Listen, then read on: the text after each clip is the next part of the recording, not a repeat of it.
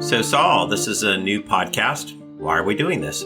Well, Stefan, we've known each other since medical school, which was almost 30 years ago. And as you know, I've recently published a book called On Becoming a Healer, which was inspired by a relationship I had with an extraordinary mentor for decades, especially starting in my first year of medical school when I was just miserable.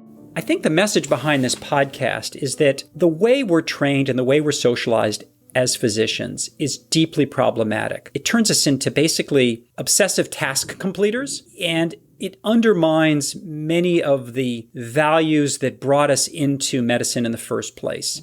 The desire to connect with patients, to feel like we're having truly engaged relationships with patients. And yet, this podcast is not intended to be just a downer. What I found so gratifying about having a mentor like Simon is that this was a man who practiced family medicine and loved every minute of it. And the privilege that I had is I was able to wrestle with, on the one hand, the business of trying to become a doctor and function in the current environment, and at the same time, think broadly about how do I make this a rewarding, fulfilling profession. And that's how the book On Becoming a Healer emerged, and that's what I'm hoping this podcast will continue to contribute. Well, I've been on something of a connected journey.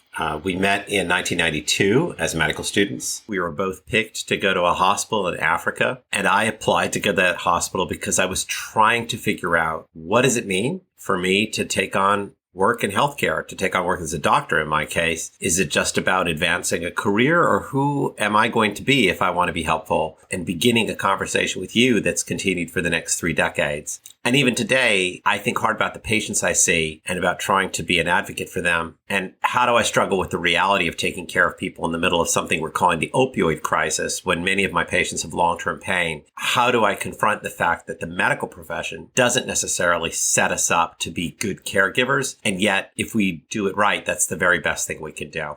I think what we can assure people is that this podcast is intended to challenge, to give people an opportunity to grow, and to think about ways in which they can become more fulfilled physicians and health professionals. And I should say health professionals broadly speaking, because I think a lot of the principles we're looking at really transcend whether you're a doctor or a nurse or a clinical pharmacist. The capacity to engage, clarity about boundaries, concepts that I think are so fundamental that even if you're a student, they go beyond just whether you're in medical school or nursing school or pharmacy school. So if you join us on this journey, there will be short episodes, probably 15 to 20 minutes, where we'll talk about an anecdote or a story that helped to illustrate a point that relates to these concepts: judgmentalism, engagement, boundaries, ego, caring. We're going to try to be honest about it. We'll be respectful of privacy. We hope that anybody who joins us can learn something and can share ideas with us in the future. Hey, let's get started. I look forward to it. Me too.